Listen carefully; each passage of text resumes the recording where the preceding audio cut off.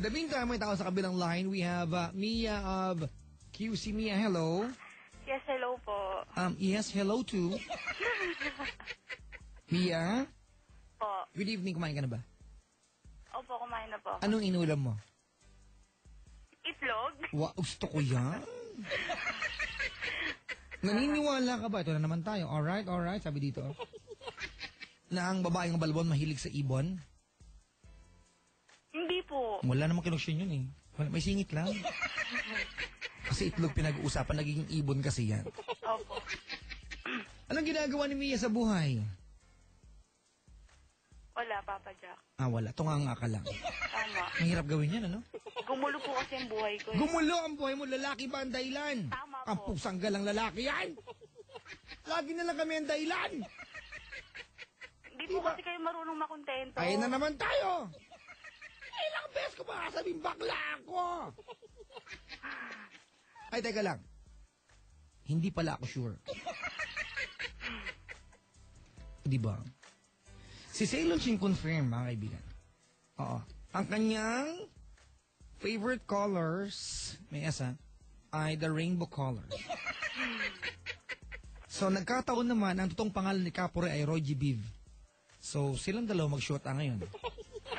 Di ba ang Roy G. Biv yan yung kulay ng rainbow? Red, orange, yellow, blue, di ba? Roy G. May green muna. Green. O, tapos Biv. Blue. Indigo and violet. In Tagalog, lilac. Kailan ko lang nalaman yun, ano? Sailor Ching, ang Tagalog ng violet ay lilac. Anong Tagalog ng orange? Kulay dalandan. Diba? Do you know your Tagalog, Mia? Opo, tama. Kulay Ano dalandan. ang Tagalog ng toothbrush? Ito na naman tayo. Toothpaste. Tagalog na... Ko tanga-tangahan naman to. Tanga-tangahan po talaga. Sobrang Tagalog tanga. ng toothbrush! Ano ba? Sopilio. Ayun, Tagalog ng toothpaste! Toothbrush. Sipilia! Magka-partner kasi. Sipilia. Di ba ang corny ng joke ko? Wala ka kwenta-kwenta. Bakit? Papa Jack, wag kang mabakla. Ang gwapo mo kaya. Oo nga, idol ko nga sarili ko eh. Mas gwapo lang talaga yung kambal. O, di ba? Ginanon pa ako. Mga kaibigan, triplets po kami.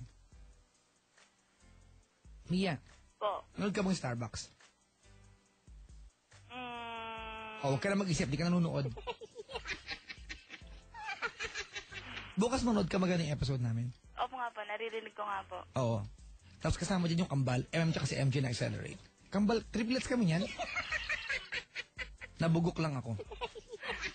Hindi lang masama itsura, masama pa amoy. Mia! Po. Paglilingkod ko sa'yo. Naguguluhan po ako. Sobrang hirap mag-isip. Wow. Ang ganda ng intro mo ah. Sige, kwento mo sa akin.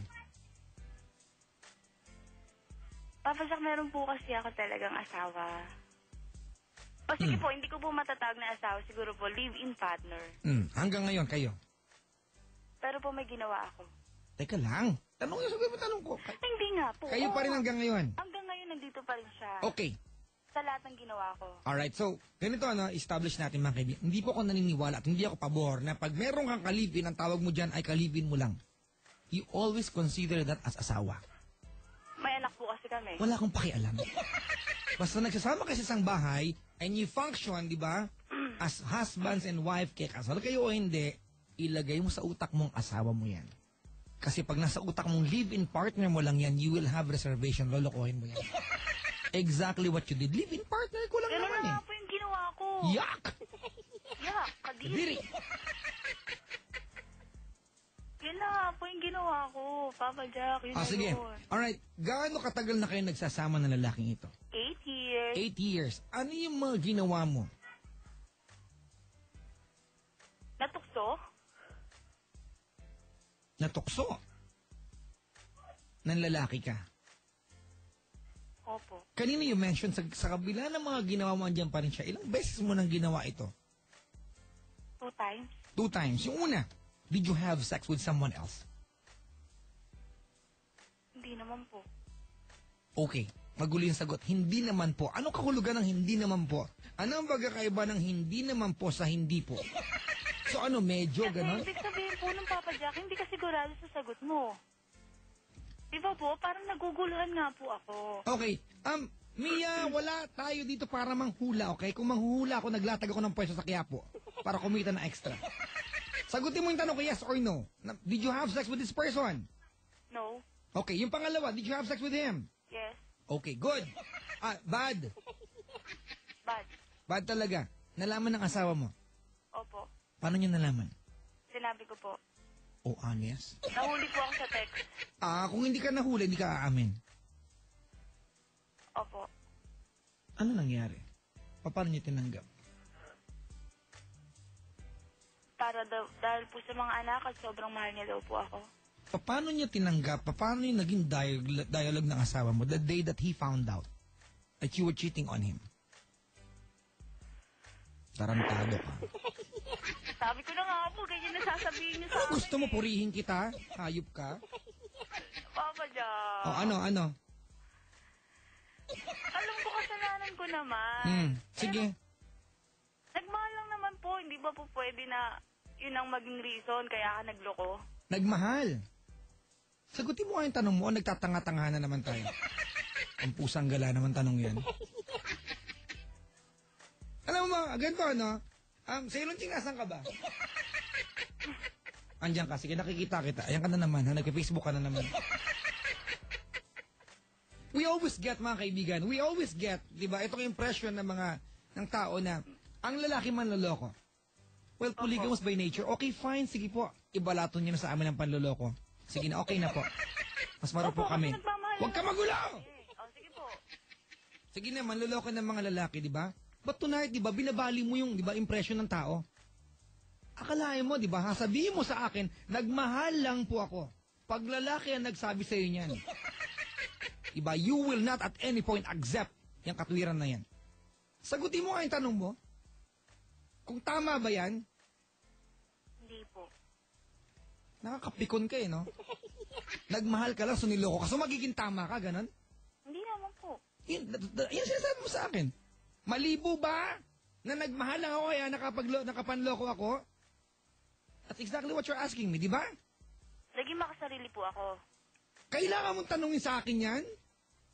Hindi, alam ko naman po yung sagot. So, gina, don't play stupid, alright? Nakakapikon eh. Kamusta na yung asawa mo ngayon? Hanggang ngayon po nandito pa rin siya. Ano gusto mong tanong sa akin, Mia?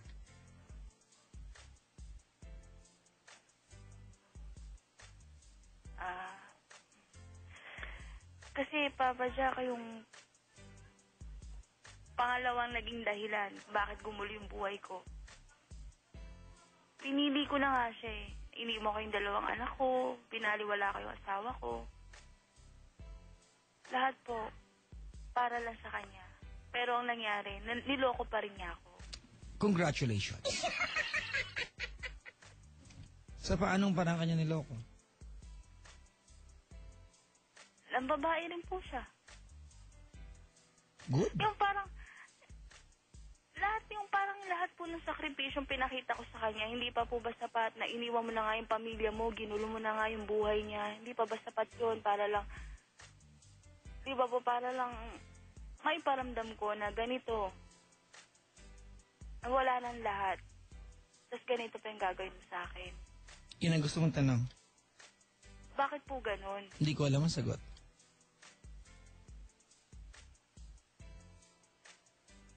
Kasi hindi ako yung nanloko sa'yo. Hindi ko yung huhulaan.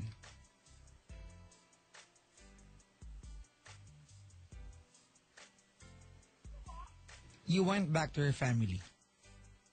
Opo. Paano nangyari yun? Kasi Papa Jack, yung asawa ko hanggang ngayon, kahit sobrang daming ginawa ko. So one day you, bumalik ka na lang na, asawa ko, nagbalik ako, di ba? Whatever I planned, hindi ka kasama, it didn't work out, so please tanggapin mo ako ganun?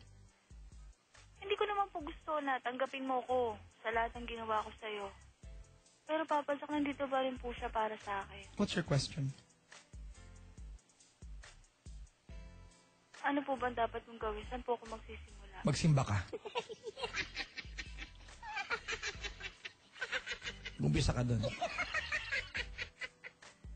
Okay, other than that, ganito ano? Ano ba gusto mong nangyari sa buhay? Mahal ba asawa mo? Opo. Sinungaling. Sinungaling ako? So, nagsasabi ka ng totoo? Opo. Mahal mo asawa mo? Opo. Bakit mo niloko? Sagot! Naumpara? You know what's wrong sa usapan natin? Alam mo kung ano mali? Ano po? You want to play the victim. Oo nga po. Di ba? Sa kabuuan ng kwentong ito, ikaw may ginawa na kasalanan. Oh my God. It's been a long time nung huli ako magalit, mga kaibigan. Hindi Ang tagal na nung pagkakataon na, di ba, nagtaas ako ng tono ng ganito kasi pagod nga ako eh. Di ba? Pero alam mo na ang kapikon na part? At any point sa conversation natin, hindi ka apologetic. Na as if the entire world kailangan mag-adjust para, di ba, para sabayan yung kalokohan at kakalandian na ginawa mo. Nakakapikon ka. Huwag po kayo magalit. Hindi ako nagagalit dahil wala, pagtitripan lang kita. That's not my point. Hindi ako ayaman sa'yo. Magkakatalent ba ako sa'yo? Diba? Concern ako. Hindi mo alam ang konsepto ng tama at mali. Let alone, wala kang delikadesa.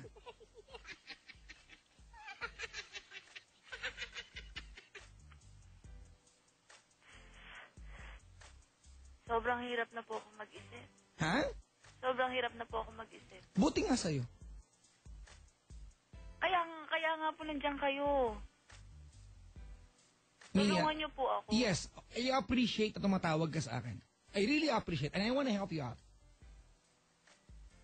Right away, when you call my program, you become a friend of mine. Nagiging kaibigan ko kayo. Wala akong pakialam kaya mag-aaway tayo basta papayuhan kita from a friend's point of view.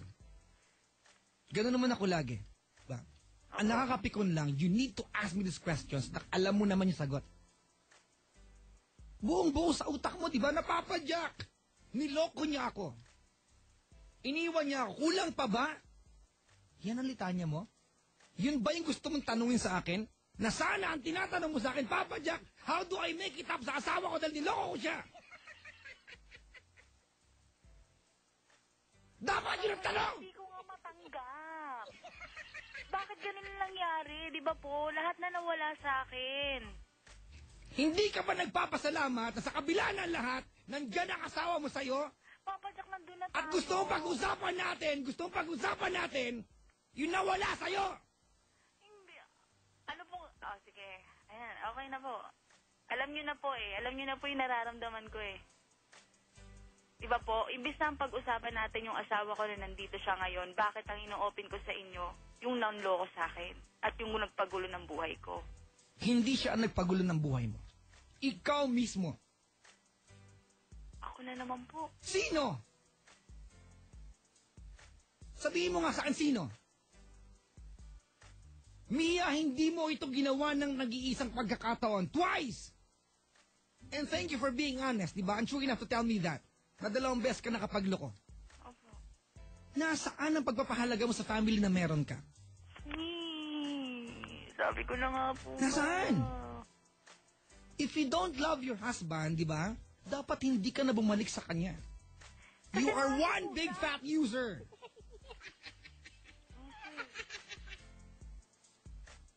Imagine mo, tatawagan mo ako, di ba? I will lay down everything sa iyo. Baka hindi mo na iintindihan kung ano meron ngayong gabi. Mia, please allow me to be brutally honest sa iyo. Okay lang ba? Opo. Alright? Opo. I will not tell you this because nagtitrip ako sa iyo. Okay po. Because I care. Okay po. Thank you po. Alright? Niloko mo ang asawa mo the first time. Tama? Opo. Hindi ka niya iniwan. Tama, mali. Tama po. He was there all the while. Tama, mali. Tama po. Hindi ka na kontento. Niloko mo siya again for the second time. Iniwan mo siya. Tama po. At napakatarantado ka para iwanan yung dalawang anak mo?